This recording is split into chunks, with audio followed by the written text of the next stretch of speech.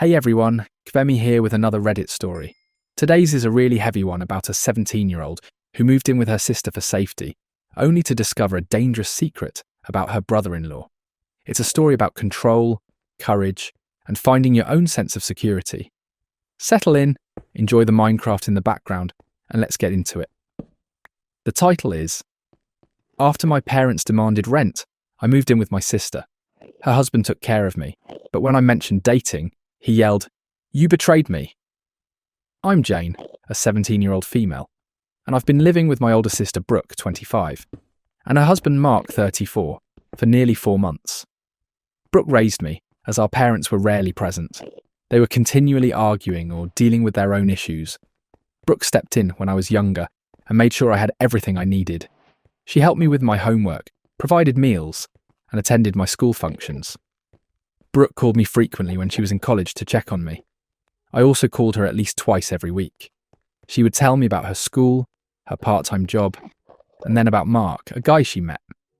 The way she spoke about him made him appear flawless. She told me how he gave her flowers just because, took her to wonderful locations, and treated her very well.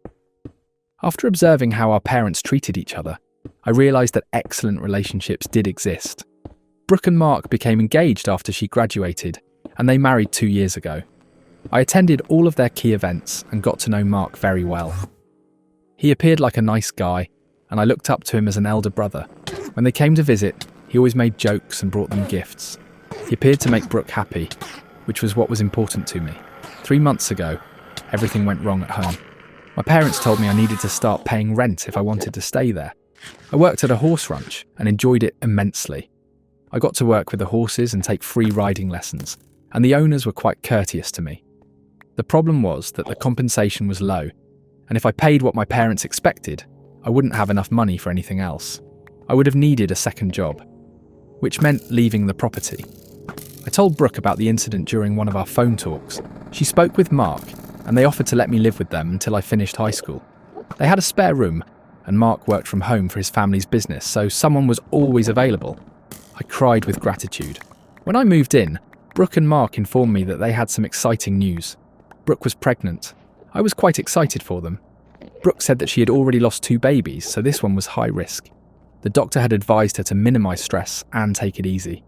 My car issue became difficult shortly after I moved in. My parents owned the automobile I was driving, and they took it back when I moved out. I did not mind walking, but the ranch was somewhat far from their home. Mark insisted on driving me to class and work. He replied it wasn't an issue, because he worked from home and could choose his own schedule. Every day, Mark would go to the gym in the morning, return to the shower, and then take me to school with a Starbucks drink he picked up for me. Then he would pick me up from school, drive me to work, and pick me up after my shift ended. I was quite grateful for all of his driving for me. During our automobile rides, we discussed a variety of topics. Mark asked many questions about my school buddies and whether I was dating anyone. At first it appeared to be typical discussion, but he brought it up every day. He'd wink and say I was probably hiding something, that he could keep secrets, and that I should tell him about any boys I liked. I tried to be vague since I didn't want to discuss it. Leo, an 18-year-old male, was at the ranch and his family owned it. We'd started chatting more and riding horses together, and I liked him, but I didn't want to jinx things by talking too much about it.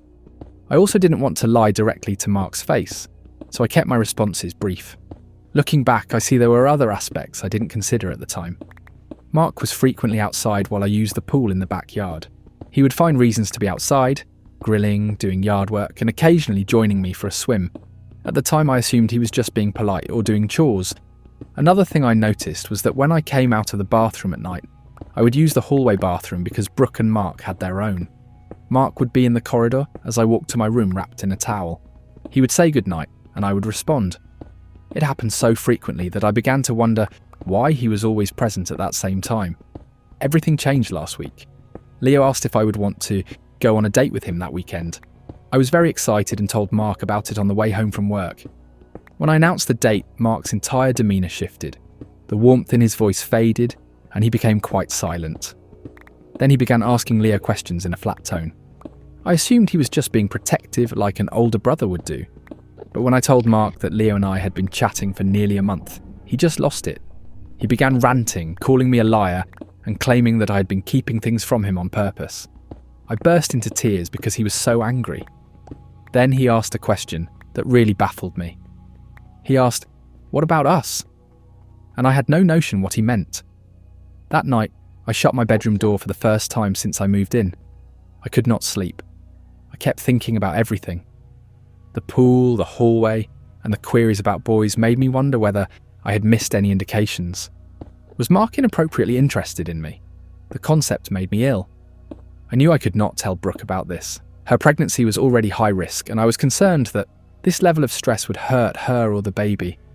I didn't want to be held accountable for it, but I wasn't sure if I was overreacting or if my concerns were valid. The following day, I attempted to avoid being alone with Mark. I asked a buddy if she could drive me to work after school. I informed her that my scheduled transport had fallen through. I texted Brooke that I'd be home late since I was helping out with extra work at the ranch. When I arrived home that evening, Mark was waiting in the living room. He inquired as to where I had been and why I had not allowed him to pick me up. I told him about the extra job and thanked him for always driving me. But I also mentioned that my friend had offered to help out on occasion. He stared at me for a long time without saying anything before entering Brooke's bedroom. That weekend, I made an effort to be in my room or with Brooke whenever Mark was around. I felt him observing me twice. He tried to chat to me alone, but I excused myself due to homework or phone calls. On Sunday night, I felt suffocated within the house. Brooke was sleeping while Mark was in his home office. I decided to take a walk to clear my brain. There was an area about 20 minutes away where I would go to think. I gently left and texted Brooke stating I was going for a little walk and would be back soon. I'd been sitting in my pondering location for about 15 minutes when my phone started vibrating with texts from Mark asking where I was. Before I could respond, he continued calling frequently. My hands were shaking so much that I couldn't even touch the button to deny the calls.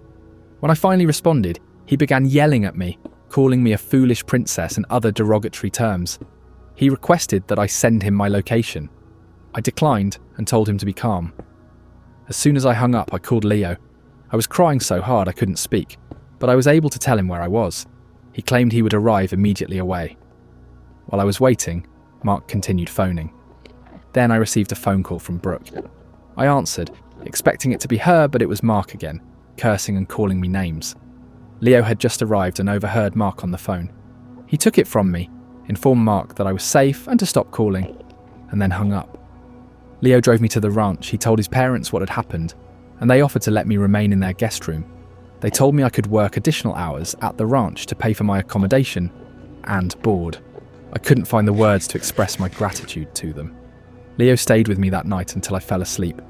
The next morning, I was too fatigued to attend school. I kept worrying about Brooke, wondering if she was all right and if she understood what had occurred. Around midday, I called her.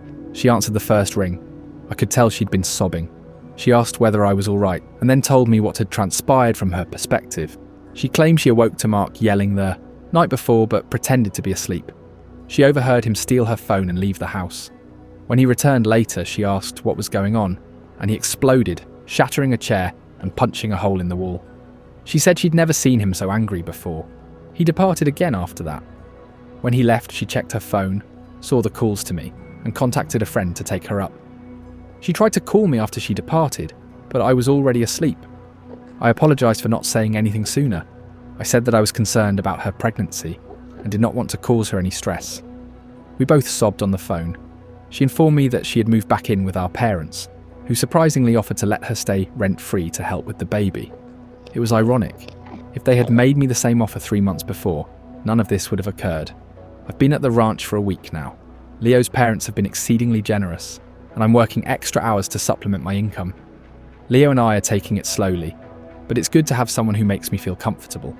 I'm not sure what will happen next with Brooke and Mark, but I'm relieved we're both away from him now. Thank you for reading it all. Any advice would be greatly appreciated. Update 1. It's been 3 weeks since everything transpired, and much has changed. First and foremost, I'd like to thank everyone who left comments on my first post. During such a tough time, your encouragement and guidance were extremely helpful to me. Brooke and I met for lunch last week. She appeared exhausted, but determined. We talked for hours, catching up on everything that had happened since that night. She informed me she had filed for a restraining order against Mark after he kept showing up at our parents' house, attempting to speak with her. According to Brooke, he was initially sorry, claiming that he was simply concerned about my safety when I went for that night walk. But when she told him she knew what he had told me over the phone, he revised his narrative. Mark began telling Brooke that I had been flirting with him for weeks, and that I was fabricating things to cause issues in their marriage. He claimed I was envious of their relationship, and the baby. Brooke did not believe him. She stated that the way he reacted that night revealed his true character, and she was not going to let him influence her. What truly astonished me was Brooke's admission that Mark had been domineering in ways I had never seen. She was not permitted to go out with friends without him. He checked her phone frequently and questioned her about each text and phone conversation. He even tracked how much she spent and where. She claimed she had convinced herself that was normal because he always expressed concern for her well-being.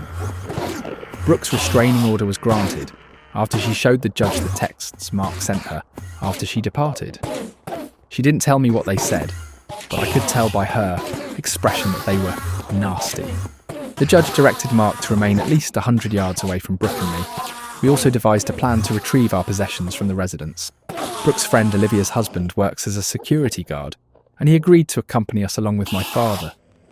We scheduled a date when we knew Mark would be attending a work meeting. The day we went to recover our belongings was anxious. We arrived early, accessed Brooke's key, and worked fast. Dad and Olivia's husband kept watch as Brooke and I packed our essentials.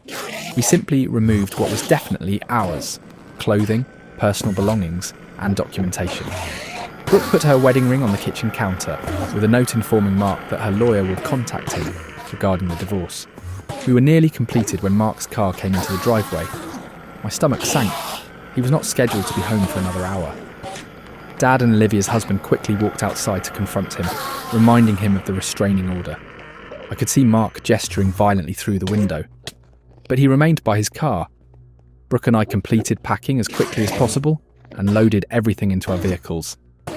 As we drove away, I noticed Mark watching us from the driveway. The expression on his face sent shivers down my spine. It wasn't about grief or regret. The wrath was hardly suppressed. That night, Mark emailed Brooke. She forwarded it to me. He stated that he had proof that I had been acting inappropriately with him and that he would reveal everyone if she went ahead with the divorce. Brooke responded that any proof he had was distorted or taken out of context, and that his threats were simply confirmation that she had made the correct decision. The next day, Brooke began receiving calls from mutual acquaintances informing her that Mark had contacted them. He was telling people that Brooke had abandoned him at a tough moment and that I had caused troubles in their marriage. Some friends believed him, while others were doubtful, particularly those who had witnessed his domineering conduct personally. Isla, one of Brooke's undergraduate classmates, told her that Mark had always made her feel horrible. Isla reported that when Brooke and Mark first started dating, Mark asked Isla intimate questions about Brooke and proposed they exchange information about her. Isla had grown uneasy and distanced herself, which was why she and Brooke hadn't been as close in recent years. Brooke was shocked to learn that Mark had deliberately isolated her from her friends. She spent hours calling people she had lost contact with, repairing connections that had been harmed by Mark's intervention. Meanwhile, I remained at the ranch with Leo's family. Mrs. Grant, Leo's mother, has been great. She assured me I could stay as long as I needed and not have to worry about paying for everything right immediately. I've been working additional shifts and assisting around the house to express my gratitude. Leo and I had our first official date last weekend. We rode horseback to a site overlooking the valley and had a picnic. It was simple and excellent. Leo has been really patient and understanding throughout everything that has happened. He never encourages me to talk about it, yet he listens when I do. School has been hard. Rumours travel quickly in tiny villages, and several accounts of what transpired have circulated. A few individuals have asked me directly about living with Leo's family, and I have simply stated that there were problems at home. I do not want to share the entire tale with everyone. My parents have been remarkably supportive of Brooke, allowing her to use their spare room without paying rent. They've even started assisting her with baby preparations, such as purchasing materials and decorating the nursery. I haven't seen this side of them in years.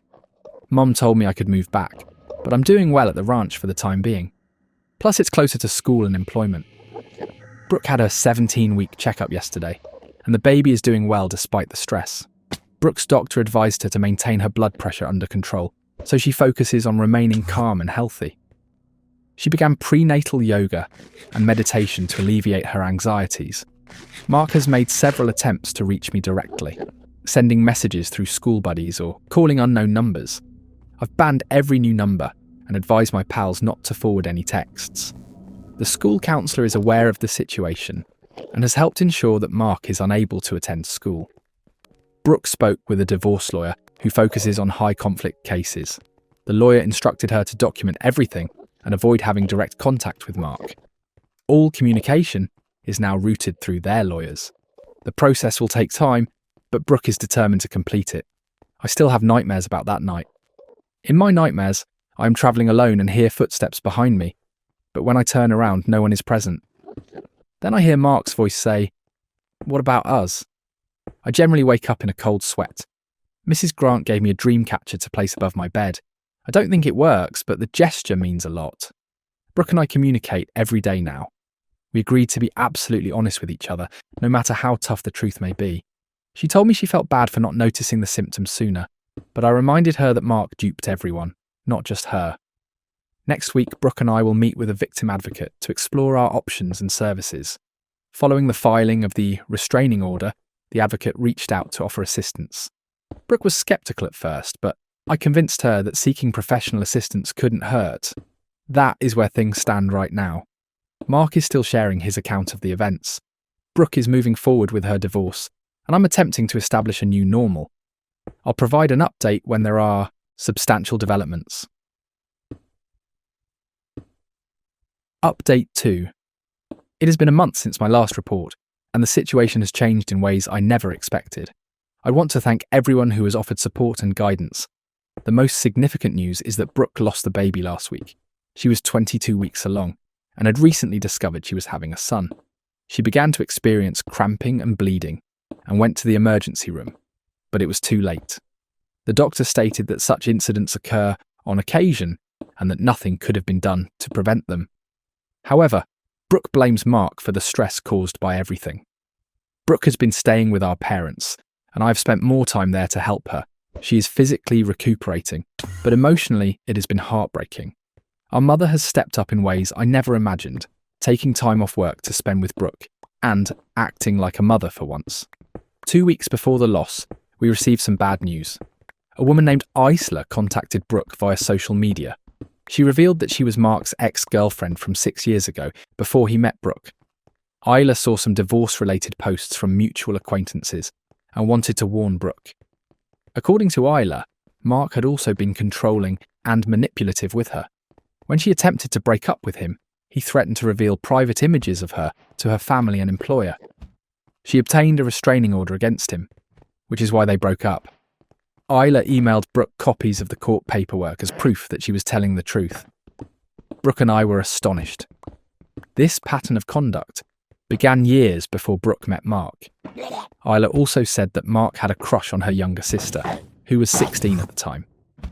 He would ask Isla to include her sister in their outings, and become enraged when she refused. Brooke gave all of the information to her lawyer, who was utilising it to prepare a case for divorce proceedings. The lawyer stated that this creates a matidamau pattern of activity that strengthens Brooke's claim. Mark has not given up attempting to reach us. Last week he arrived at the property and asked to talk with me. Fortunately, I was not present, but Mr. Grant warned him to leave immediately, or he would call the police for violating the restraining order. Mark left, but later sent me an email claiming he merely wanted to clarify the air and that everyone had misunderstood his intentions. Leo has been absolutely supportive throughout this. He drives me to Brooke after work every day and calmly waits for me, never rushing. His parents have assured me that I can stay with them for as long as I need to, and they've even helped me set up a tiny savings account into which I deposit some of my weekly earnings. They're teaching me how to budget and plan for the future, which my parents never did. School has been a mixed experience.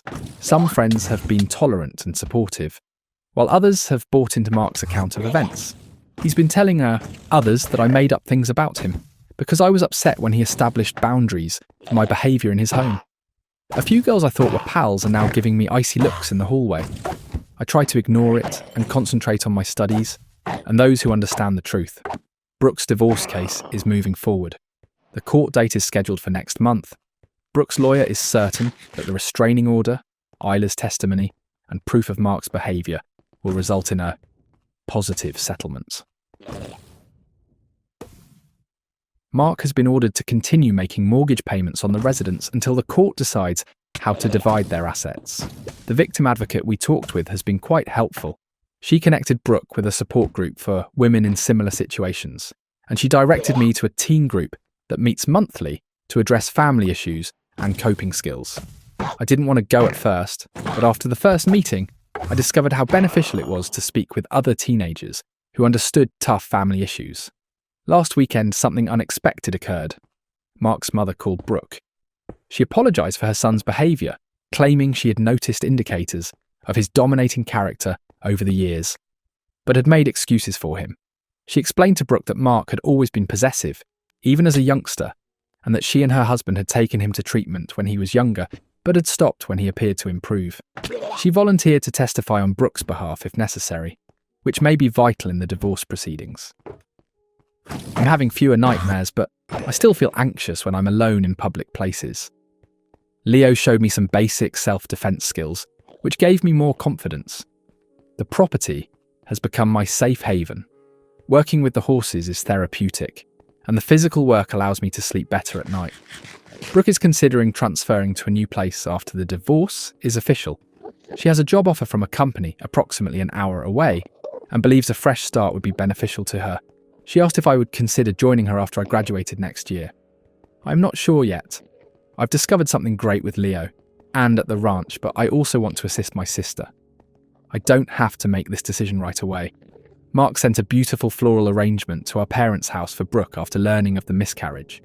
There was a card claiming he was sorry for her loss, but still wanted to work things out.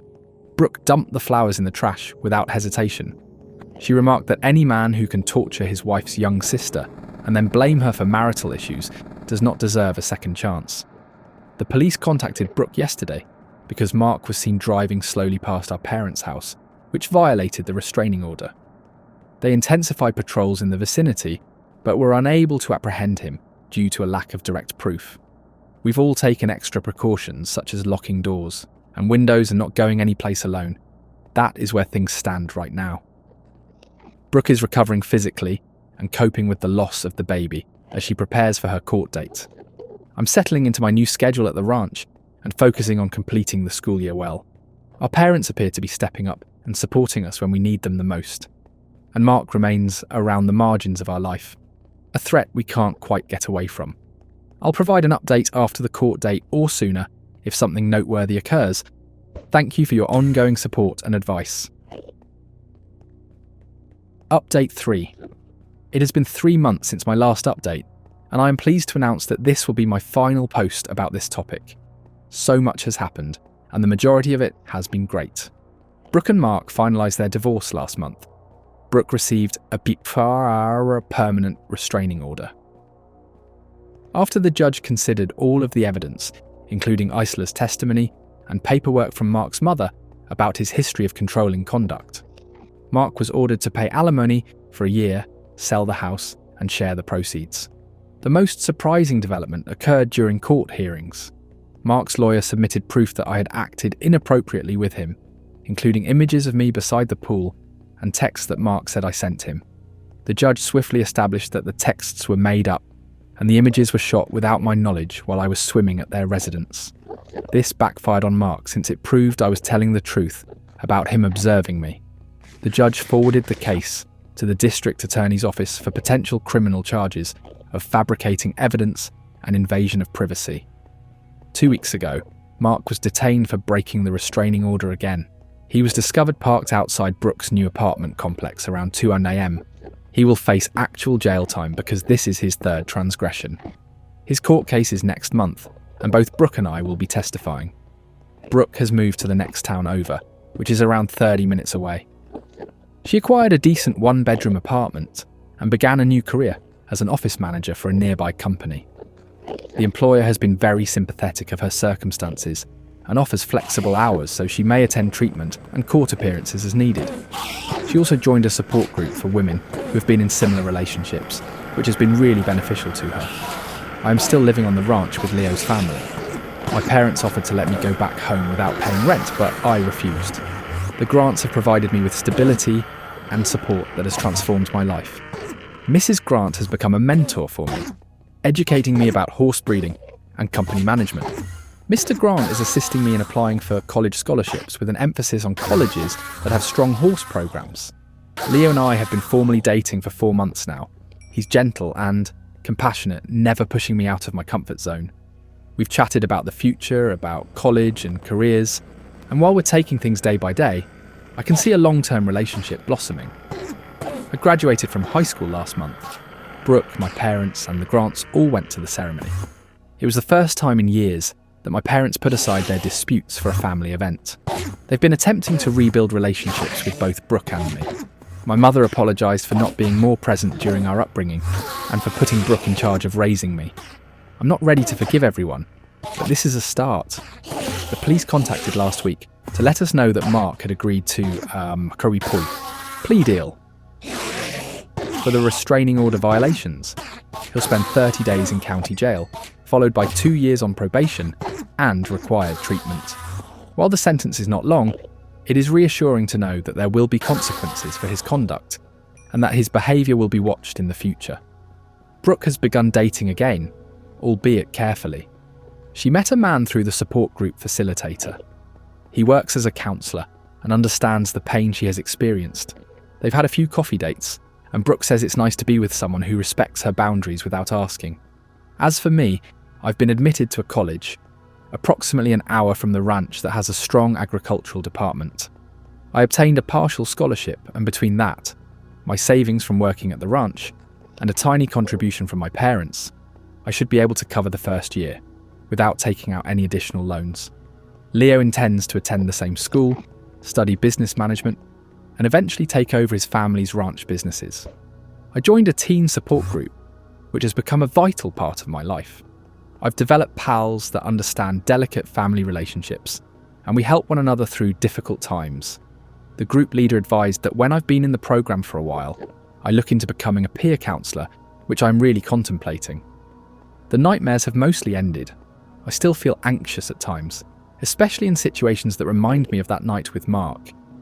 But it is improving. When my anxiety begins to mount, I use a technique provided by the group leader to ground myself by focusing on and naming concrete objects around me. Brooke and I chat every day, whether by phone or text. This event has helped to strengthen our bond. We've agreed to be honest with each other and never allow anyone come between us again. Brooke says she is proud of how I handled everything and that I am stronger than she was at my age. Mark's mother occasionally contacts Brooke to inquire about her well-being. She sent me a wonderful graduation card with a gift card inside. She said that she admires my tenacity and hopes I understand that nothing that happened was my fault. It was unexpected, but appreciated. The Grants have become like a second family for me. Last month, they took me on a week-long trip to a horse show in a neighbouring state. Mrs. Grant connected me to some professional trainers she knows, one of whom offered me a part-time work during college holidays. They have provided me with contacts and opportunities that I was previously unaware of.